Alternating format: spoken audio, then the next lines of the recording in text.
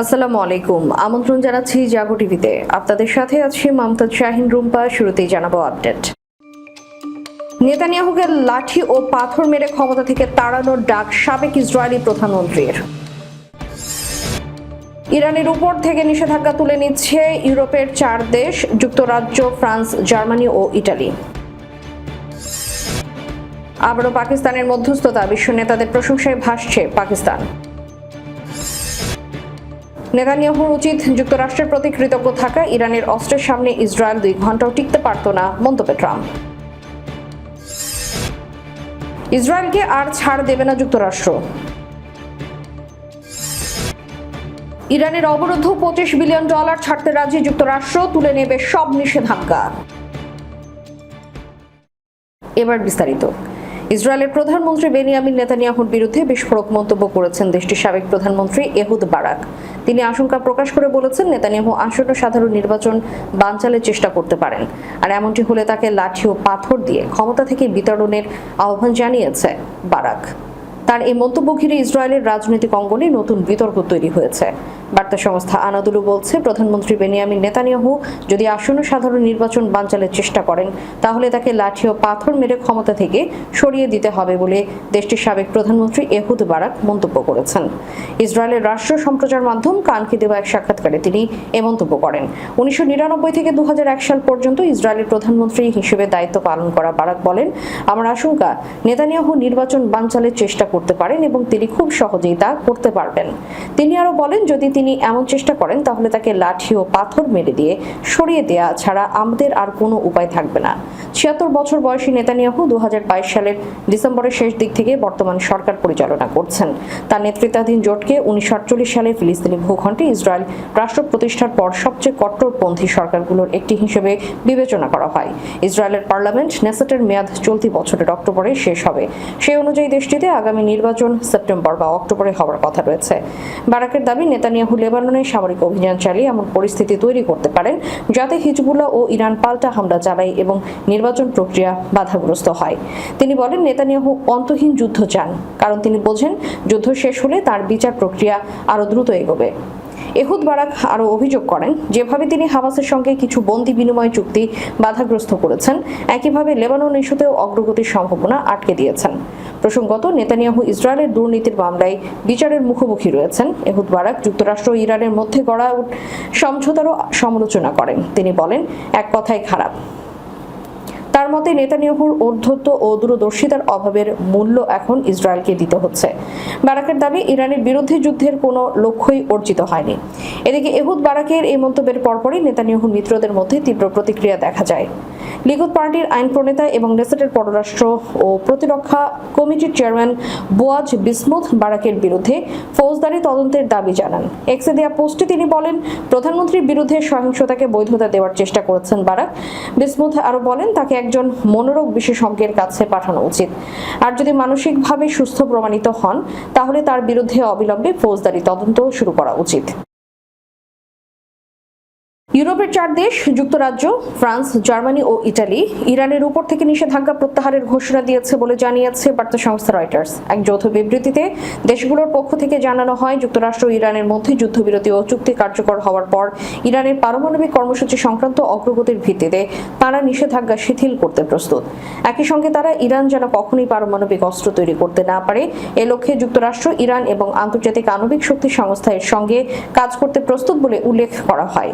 রয়টার্সের প্রতিবেদনে আরো বলা হয়, যুক্তরাষ্ট্রের সাবেক প্রেসিডেন্ট ডোনাল্ড ট্রাম্প তার সামাজিক যোগাযোগ মাধ্যম ট্রুথ সোশ্যালে এক পোস্টে জানান, ইসলামী প্রজাতন্ত্র ইরানের সঙ্গে একটি চুক্তি সম্পন্ন হয়েছে। এর কিছুক্ষণ আগে পাকিস্তানের প্রধানমন্ত্রী শাহবাজ শরীফ দাবি করেন, তার দেশের মধ্যস্থতায় যুদ্ধবিরতি ও সমঝোতা অর্জিত হয়েছে। জানা গেছে, আগামী শুক্রবার সুইজারল্যান্ডে একটি সমঝোতা স্মারক স্বাক্ষরের পরিকল্পনা রয়েছে, তবে চুক্তির বিস্তারিত শর্ত এখনো প্রকাশ করা হয়নি। পাকিস্তান সরকারের পক্ষ থেকে জানানো হয়, সমঝোতায় সব পক্ষের মধ্যে অবিলম্বে এবং স্থায়ীভাবে সামরিক অভিযান বন্ধের বিষয়ে অন্তর্ভুক্ত রয়েছে। ইরানের সর্বোচ্চ জাতীয় নিরাপত্তা পরিষদের সচিবালয় এক বিবৃতিতে জানিয়েছে, সোমবার রাত থেকে লেবানন সহ সব ফ্রন্টে যুদ্ধ সামরিক অভিযান স্থায়ীভাবে বন্ধ থাকবে। পাশাপাশি ইরানের উপপররাষ্ট্রমন্ত্রী কাজেম গরিবাবাদী জানান, 60 দিনের যুদ্ধবিরতির সময় আরও বিস্তৃত চুক্তি নিয়ে আলোচনা হবে, যেখানে নিষেধাজ্ঞা শিথিল এবং পারমাণবিক কর্মসূচির ভবিষ্যৎ নির্ধারণের বিষয়গুলো থাকবে। এদিকে ইসরায়েলের পক্ষ থেকে এই বিষয়ে তাৎক্ষণিক কোনো প্রতিক্রিয়া পাওয়া যায়নি। তবে দেশটি আগেই জানিয়ে দিয়েছিল, যুক্তরাষ্ট্র ইরান আলোচনায় তারা সরাসরি অংশ নেবে না। অন্যদিকে ডোনাল্ড ট্রাম্প দাবি করেন, হরমুজ প্রণালী পুনরায় খুলে দেওয়া হবে এবং ইরানি বন্দরগুলোর ওপর আরোপিত মার্কিন অবরোধ প্রত্যাহার করা হয়েছে। তার ভাষায়, বিশ্বের জাহাজগুলো ইঞ্জিন চালু করো, তেল প্রবাহিত হতে দাও। এই ঘোষণার পর আন্তর্জাতিক বাজারে তাৎক্ষণিক প্রতিক্রিয়া দেখা যায়। সোমবার ব্রেন্ট ক্রুডের দাম প্রায় 4% কমে যায় এবং যুক্তরাষ্ট্রের ওয়েস্ট টেক্সাস ইন্টারমিডিয়েটের দাম 4.6% বেশি হ্রাস পায়। পাশাপাশি এশিয়ার শেয়ার বাজারেও ইতিবাচক প্রবণতা দেখা গেছে। আবারও পাকিস্তানের মধ্যস্থতা, বিশ্ব নেতাদের প্রশংসায় ভাসছে পাকিস্তান। যুক্তরাষ্ট্র ইরানের মধ্যে যুদ্ধ অবসানের লক্ষ্যে হওয়া সমঝোতা চুক্তিকে বড় ধরনের কূটনৈতিক সাফল্য হিসেবে স্বাগত জানিয়েছেন বিশ্ব নেতারা। সেই সঙ্গে তারা আঞ্চলিক উত্তেজনা কমানোর এই উদ্যোগের প্রশংসা করেছেন এবং আলোচনায় পাকিস্তানের মধ্যস্থতাকারী ভূমিকারও ভূয়সী প্রশংসা করেছেন। যুক্তরাষ্ট্র ইরানের কর্মকর্তারা ঘোষণা করেন, দুই দেশ যুদ্ধের অবসান, ইরানের উপর যুক্তরাষ্ট্রের অবরোধ প্রত্যাহার এবং হরমুজ প্রণালী পুনরায় চালুর বিষয়ে একটি কাঠামোগত সমঝোতায় পৌঁছেছে। মার্কিন প্রেসিডেন্ট ডোনাল্ড ট্রাম্প রোববার ওয়াশিংটনের স্থানীয় সময় বিকেল 5:30টার দিকে চুক্তির ঘোষণা দিয়ে নিজের সামাজিক যোগাযোগ মাধ্যম ট্রুথ সোশ্যালে লেখেন, ইসলামী প্রজাতন্ত্র ইরানের সঙ্গে চুক্তি এখন সম্পন্ন হয়েছে। এর কিছুক্ষণ আগে মধ্যস্থতাকারী পাকিস্তানের প্রধানমন্ত্রী শাহবাজ শরীফ জানান, স্থানীয় সময় সোমবার ভোরে একটি সমঝোতা অর্জিত হয়েছে। সমঝোতার স্মারক আগামী শুক্রবার সুইজারল্যান্ডে আনুষ্ঠানিকভাবে স্বাক্ষরিত হবার কথা রয়েছে। জাতিসংঘ মহাসচিব অ্যান্তনিও গুতেরেস এই শান্তি চুক্তিকে স্বাগত জানিয়ে বলেছেন, এটি সংঘাতের অবসান এবং শান্তিপূর্ণ সমাধানের পথে একটি বড় পদক্ষেপ। তিনি ওয়াশিংটন ও তেহরানকে অভিনন্দন জানান, কারণ এই চুক্তিতে তাৎক্ষণিক ও স্থায়ী যুদ্ধবিরতি, হরমুজ প্রণালী পুনরায় চালু এবং ভবিষ্যৎ আলোচনার একটি কাঠামো অন্তর্ভুক্ত রয়েছে। গুতেরেস পাকিস্তান, কাতার, মিশর, সৌদি আরব, তুরস্ক সহ অন্যান্য আঞ্চলিক দেশের প্রতিও গভীর কৃতজ্ঞতা প্রকাশ করেন। তিনি বলেন, এসব দেশের গঠনমূলক ভূমিকা এই অগ্রগতি অর্জনে গুরুত্বপূর্ণ অবদান রেখেছে। তুরস্কের প্রেসিডেন্ট রিসেপ তাইপ এরদোগান চুক্তিটিকে আঞ্চলিক শান্তি ও স্থিতিশীলতার জন্য গুরুত্বপূর্ণ অগ্রগতি বলে উল্লেখ করেন। সামাজিক যোগাযোগ মাধ্যম এক্সে দেওয়া এক পোস্টে তিনি বলেন, ওয়াশিংটন ও তেহরানের মধ্যে এই সমঝোতা অঞ্চলের শান্তি প্রতিষ্ঠার পথে একটি গুরুত্বপূর্ণ পদক্ষেপ। এরদোগান পাকিস্তানের ব্যতিক্রমী মধ্যস্থতা প্রচেষ্টার প্রশংসা করেন এবং চুক্তি সম্পাদনে যুক্তরাষ্ট্র ও ইরানের নেতৃত্বকেও স্বীকৃতি দেন। তিনি আরো বলেন, কূটনৈতিক প্রচেষ্টায় সহায়তা দেওয়ার জন্য কাতার ও সৌদি আরবকেও আমি ধন্যবাদ জানাই। অস্ট্রেলিয়ার প্রধানমন্ত্রী বলেন, যুক্তরাষ্ট্র ও ইরানের এই সমঝোতাকে আমরা স্বাগত জানাই। অস্ট্রেলিয়া দীর্ঘদিন ধরে উত্তেজনা হ্রাস এবং সংঘাতের অবসানের আহ্বান জানিয়ে আসছে, বিশেষ করে লেবাননের পরিস্থিতি নিয়েও। তিনি বলেন, যুদ্ধ যত দীর্ঘায়িত হয় এর প্রভাব তত বাড়তে থাকে। ভবিষ্যতে উত্তেজনা এড়াতে সংযম ও গঠনমূলক সংলাপ অপরিহার্য। তিনি পাকিস্তান, কাতার, সৌদি আরব, তুরস্ক সহ অন্যান্য মধ্যস্থতাকারী দেশের প্রচেষ্টারও প্রশংসা করেন। ব্রিটিশ প্রধানমন্ত্রী কিয়ার স্টারমার এক্সে লেখেন, আজ যুক্তরাষ্ট্র ও ইরানের মধ্যে হওয়া এই চুক্তিকে আমি আন্তরিকভাবে স্বাগত জানাই। যুদ্ধের অবসান, আঞ্চলিক স্থিতিশীলতা এবং হরমুজ প্রণালী পুনরায় চালুর ক্ষেত্রে এটি অত্যন্ত গুরুত্বপূর্ণ অগ্রগতি। তিনি প্রেসিডেন্ট ট্রাম্প এবং পাকিস্তান, কাতার সহ অন্যান্য মধ্যস্থতাকারীদের অভিনন্দন জানান। ফরাসি প্রেসিডেন্ট ইমানুয়েল ম্যাক্রো বলেন, যুক্তরাষ্ট্র ও ইরানের মধ্যে হওয়া এই চুক্তিকে আমি স্বাগত জানাই। এটি বিভিন্ন অংশীদারদের যৌথ কূটনৈতিক প্রচেষ্টার ফল। তিনি দ্রুত পূর্ণাঙ্গভাবে চুক্তি বাস্তবায়নের আহ্বান জানান এবং বলেন, এর মাধ্যমে হরমুজ প্রণালী দ্রুত ও নিঃশর্তভাবে খুলে দেওয়া সম্ভব হবে। ইরানের সঙ্গে চলমান সংঘাত বন্ধে একটি চুক্তিতে পৌঁছানোর পর ইসরায়েলের প্রধানমন্ত্রী নেতানিয়াহু যুক্তরাষ্ট্রের প্রতি কৃতজ্ঞ থাকা উচিত বলে মন্তব্য করেছে মার্কিন প্রেসিডেন্ট ট্রাম্প। নিউ ইয়র্ক টাইমসকে দেওয়া এক সাক্ষাৎকারে তিনি এ মন্তব্য করেন। সেখানে তিনি নেতানিয়াহুকে খুবই কঠিন মানুষ হিসেবে উল্লেখ করেন। তিনি বলেন, নেতানিয়াহু একজন কঠিন মানুষ, আর সত্যি বলতে আমাদের প্রতি তার কৃতজ্ঞ থাকা উচিত, কারণ ইরানের যদি পারমাণবিক অস্ত্র থাকতো তাহলে সেই অস্ত্রের সামনে ইসরায়েল 2 ঘন্টাও টিকে থাকতে পারত না। সাম্প্রতিক যুক্তরাষ্ট্র ইরান চুক্তি নিয়ে অনুষ্ঠিত আলোচনায় ইসরায়েল অংশ নেয়নি। চুক্তির বিভিন্ন শর্ত ইসরায়েলি কর্মকর্তাদের মধ্যে উদ্বেগের সৃষ্টি করেছে বলেও প্রতিবেদনে উল্লেখ করা হয়েছে। সাক্ষাৎকারে ট্রাম্প দাবি করেন, ইরানের সঙ্গে সম্পাদিত এই চুক্তির ফলে শেষ পর্যন্ত হরমুজ প্রণালী স্থায়ীভাবে টোলমুক্ত থাকবে। মার্কিন প্রেসিডেন্ট আরও বলেন, ইরান যদি যুক্তরাষ্ট্রের সঙ্গে চূড়ান্ত পারমাণবিক চুক্তিতে পৌঁছাতে ব্যর্থ হয়, তাহলে তিনি তেহরানের বিরুদ্ধে পুনরায় সামরিক হামলা শুরু করতে পারেন। বিকল্প হিসেবে মধ্যপ্রাচ্যের আয়ের 20% বিনিময়ে যুক্তরাষ্ট্রকে মধ্যপ্রাচ্যের অভিভাবক হিসেবে প্রতিষ্ঠার কথাও উল্লেখ করেন তিনি। এর আগে নিজের সামাজিক যোগাযোগ মাধ্যম ট্রুথ সোশ্যালে দেওয়া এক পোস্টে ইরানের সঙ্গে চুক্তি সম্পন্ন হওয়ার ঘোষণা দেন ট্রাম্প। ওই পোস্টে তিনি লেখেন, ইসলামিক রিপাবলিক অব ইরানের সঙ্গে চুক্তি এখন সম্পূর্ণ হয়েছে। একই সঙ্গে এই উপলক্ষে সংশ্লিষ্ট সবাইকে অভিনন্দন জানান তিনি।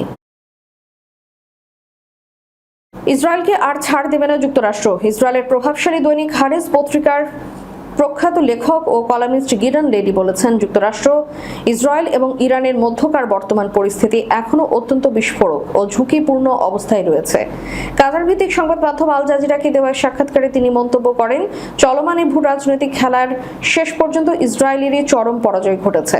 গিডন লেডি উল্লেখ করেন, মার্কিন প্রেসিডেন্ট ডোনাল্ড ট্রাম্পের চেয়েও তার প্রশাসনের হোয়াইট হাউস, স্টেট ডিপার্টমেন্ট এবং রিপাবলিকান পার্টির ভেতরে এমন বহু প্রভাবশালী ব্যক্তি রয়েছেন যারা ইসরায়েলের নীতি ও ভূমিকার প্রতি ট্রাম্পের চেয়েও অনেক বেশি সমালোচনামূলক মনোভাব পোষণ করেন।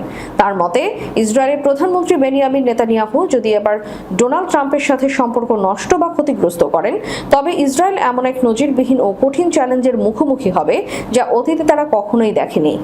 আর এই বৈরিতার মারাত্মক নেতিবাচক ফলাফল খুব অল্প সময়ের মধ্যে স্পষ্ট হয়ে উঠবে। এই জ্যেষ্ঠ বিশ্লেষক আরও সতর্ক করে বলেন, সামগ্রিকভাবে মার্কিন যুক্তরাষ্ট্রের জন্য এবং ব্যক্তিগতভাবে প্রেসিডেন্ট ডোনাল্ড ট্রাম্পের কাছে ইসরায়েল এখন একটি বড় বাধা ও প্রতিবন্ধক হয়ে দাঁড়িয়েছে। তাই এখন থেকে ওয়াশিংটনের পক্ষ থেকে ইসরায়েলকে একটি বড় অন্তরায় বা বাধাস্বরূপ হিসেবে বিবেচনা ও আচরণ করা হবে। ইরানের অবরুদ্ধ $25 বিলিয়ন ছাড়তে রাজি যুক্তরাষ্ট্র, তুলে নেবে সব নিষেধাজ্ঞা। যুক্তরাষ্ট্রের সঙ্গে চলমান সমঝোতা চুক্তির একটি চূড়ান্ত খসড়ায় একাধিক গুরুত্বপূর্ণ বিষয় অন্তর্ভুক্ত করা হয়েছে। এর মধ্যে রয়েছে ইরানের পারমাণবিক কর্মসূচি, হরমুজ প্রণালীর পরিস্থিতি এবং তেল নিষেধাজ্ঞা শিথিল করার বিষয়। ইরানের জ্যেষ্ঠ কর্মকর্তা বার্তা সংস্থা রয়টার্সকে এসব তথ্য নিশ্চিত করেছেন।